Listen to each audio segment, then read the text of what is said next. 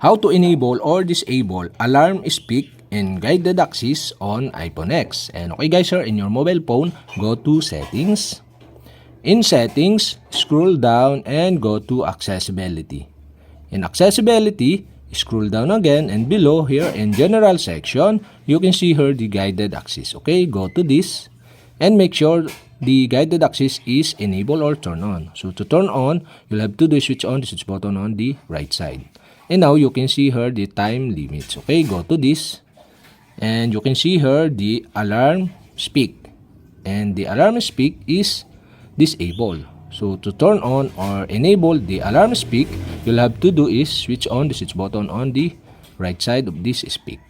If this enable, play a sound and have the remaining guided access time spoken before time ends. And okay, we have successfully enabled. And to disable again, you'll have to do is switch off the switch button on the right side. And that's it. Okay, we have successfully enabled or disabled alarm, speak, and guided access on iPhone X.